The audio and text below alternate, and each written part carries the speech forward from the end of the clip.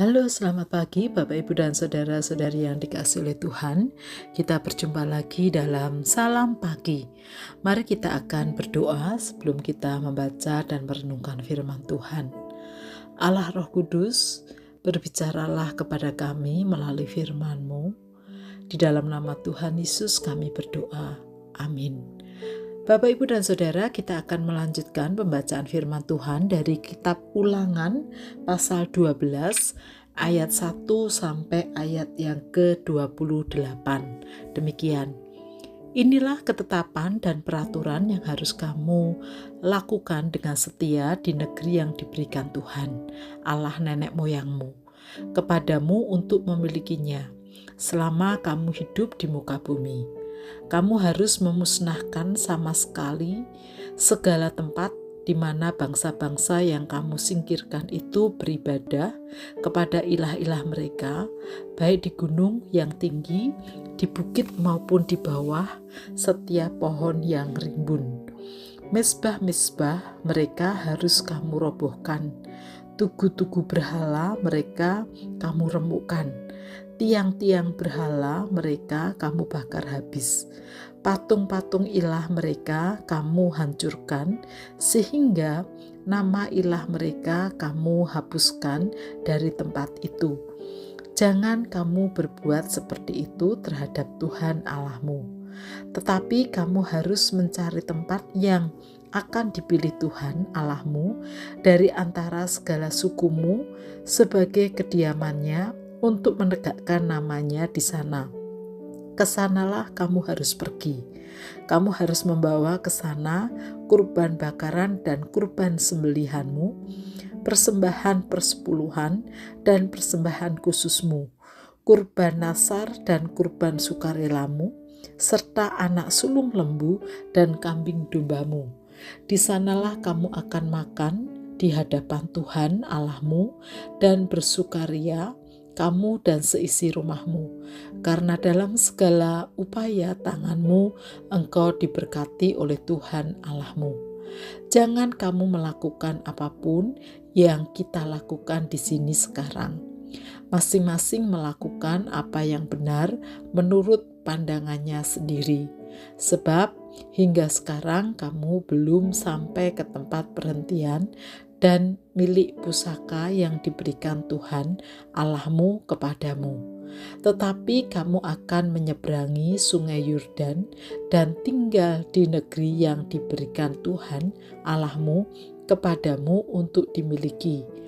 Dan ia akan mengaruniakan kepadamu keamanan dari segala musuh di sekelilingmu, sehingga kamu tinggal dengan tentram. Lalu ke tempat yang dipilih Tuhan Allahmu untuk membuat namanya berdiam di sana.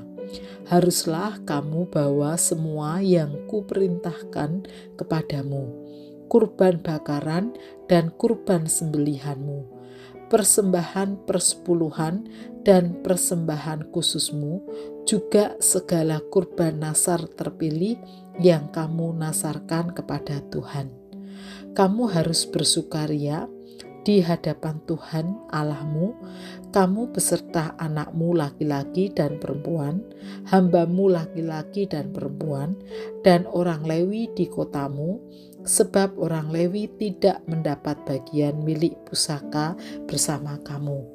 Hati-hatilah supaya jangan engkau mempersembahkan kurban bakaranmu di sembarangan tempat yang kau lihat, tetapi di tempat yang akan dipilih Tuhan di salah satu sukumu. Di sanalah harus kau persembahkan kurban bakaranmu, di sanalah harus kau lakukan segala yang kuperintahkan kepadamu. Namun engkau boleh menyembelih dan memakan daging sesuka hatimu sesuai dengan berkat Tuhan Allahmu yang diberikannya kepadamu di segala kotamu. Orang najis ataupun orang tahir boleh memakannya, seperti halnya daging kijang atau rusa. Hanya saja darahnya janganlah kau makan, tetapi harus kau curahkan ke tanah seperti air. Di kotamu engkau tidak boleh makan baik persembahan persepuluhan dari gandum, anggur, dan minyakmu, ataupun anak sulung lembu dan kambing dombamu, maupun sesuatu dari kurban yang akan kau nasarkan, kurban sukarelamu atau persembahan khususmu. Tetapi engkau harus memakannya di hadapan Tuhan Allahmu di tempat yang akan dipilih Tuhan Allahmu, engkau beserta anakmu laki-laki dan perempuan, hambamu laki-laki dan perempuan, juga orang Lewi di kotamu. Engkau akan bersukaria di hadapan Tuhan Allahmu karena segala yang diupayakan tanganmu. Hati-hatilah supaya jangan engkau mengabaikan orang Lewi selama engkau ada di tanahmu. Apabila Tuhan Allahmu telah meluaskan wilayahmu seperti yang dijanjikannya kepadamu, dan engkau berkata, "Aku mau makan daging," oleh karena engkau ingin sekali makan daging, maka engkau boleh makan daging sesuka hatimu. Apabila tempat yang akan dipilih Tuhan Allahmu untuk menegakkan namanya di sana terlalu jauh dari tempatmu, maka engkau boleh menyembelih lembu dan kambing domba yang diberikan Tuhan kepadamu, seperti yang kuperintahkan kepadamu, dan memakan dagingnya di kotamu sesuka hatimu. Engkau boleh memakan dagingnya seperti halnya memakan daging kijang atau rusa. Baik orang najis maupun orang tahir boleh memakannya. Tetapi jagalah baik-baik supaya engkau tidak memakan darahnya, sebab darah ialah nyawa. Engkau tidak boleh memakan nyawa bersama dengan daging. Janganlah memakannya, engkau harus mencurahkannya ke tanah seperti air. Jangan engkau memakannya supaya baik kepadamu dan anak cucumu seterusnya, karena engkau melakukan apa yang benar di mata Tuhan. Tetapi persembahan kudus yang ada padamu dan kurban nasarmu haruslah kau bawa ke tempat yang akan dipilih Tuhan.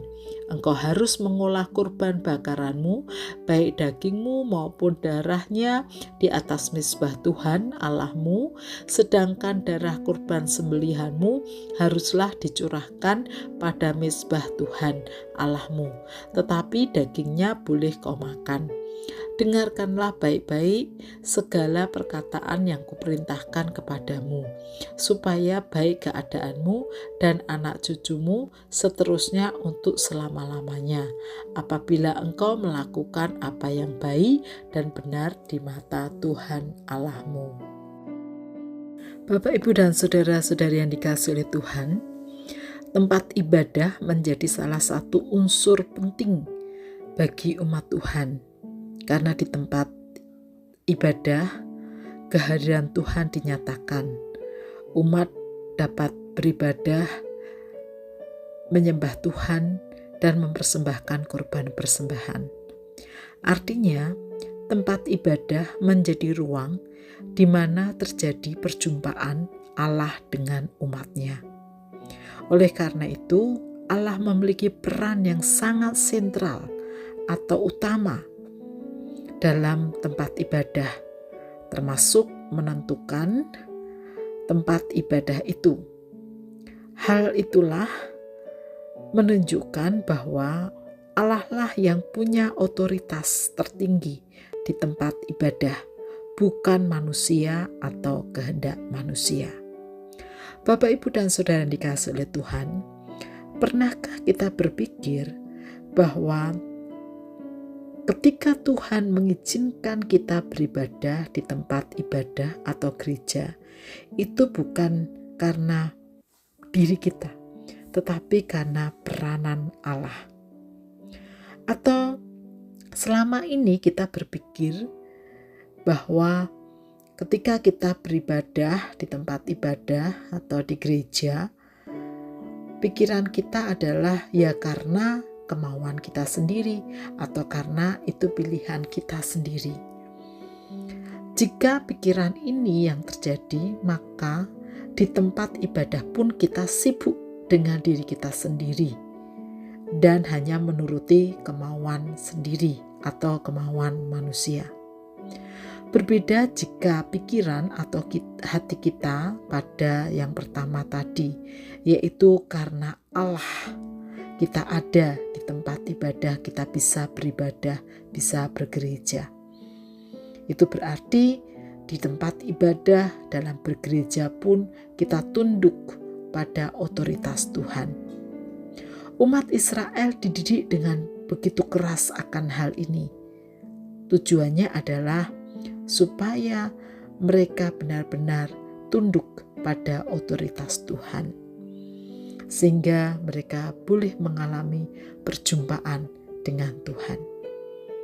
Mari kita sebagai umat Tuhan bersyukur gereja kita diizinkan Tuhan memiliki tempat ibadah di mana kita boleh beribadah bersama-sama.